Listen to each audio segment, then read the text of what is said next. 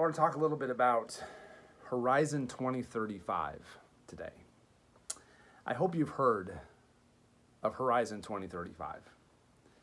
That's a new readiness action plan that our session here at FPC has adopted in order to take us into the future of the next decade. The report was authored by John Sharp, who's our new Director of Spiritual Formation. He did this work over the wintertime in consultation with the session and other groups in the church and the congregation at large. And the report is a detailed review of where we are as a congregation and the culture and the town in which we live and how we might adapt to our present reality in order to continue to be the church God has called us to be in the next decade. At the top of the report, and you can find this report, by the way, on our website at fpctn.org. I invite you to go and read it in detail. It's 34 pages. There's also a one-page summary and also an audio file of the report if you choose to listen instead. At the very top of the report, John Sharp includes this quote. It's a quote from Sam Parkinson.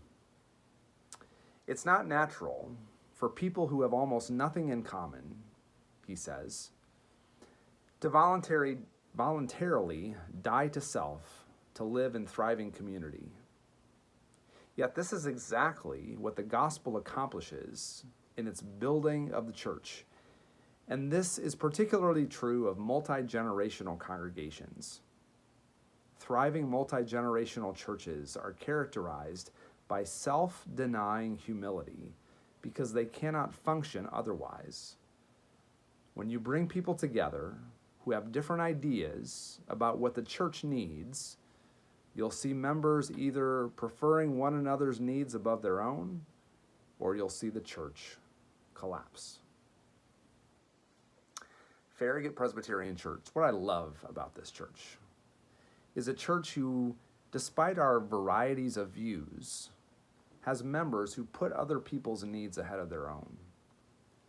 And therefore, since 1985, when the church was formed, it has been a vital, strong, resilient Presbyterian presence in the middle of Farragut. And that's what the recommendations in the Horizon 2035 report are entitled to do, to build on that strong foundation that served as the beginning of the church's life 40 years ago and will continue to serve it well into the next decade. You know, our congregation is built on a lot of strong, solid principles. You know them. Respecting one another's views and still being the church, which means loving God and loving our neighbor and loving the world, and also valuing learning and education, asking questions, growing in faith, all while respecting and including a variety of views in our life together. The report builds on this, and the recommendations build on this to help us be Farragut Presbyterian Church as best we can be in 2035 and leading up to that. We're not attempting to be somebody we're not. The plan will not lead us to become a different church.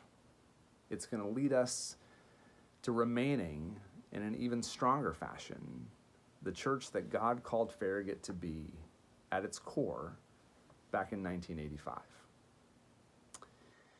This coming summer, we're going to focus on some of these themes of loving God and loving others and loving the world and learning together and serving one another. There'll be our themes for worship. So I hope you'll plan on being here in June and July especially as we focus on these areas and remind ourselves who we are as we push ourselves to the day of celebration that we'll have in mid-July when we celebrate our 40th birthday as a congregation. I love being at Farragut. I hope you love being part of our community, a community that loves one another and wants to share that love with the world. I'll see you in worship this coming Sunday at 9 or 11 o'clock.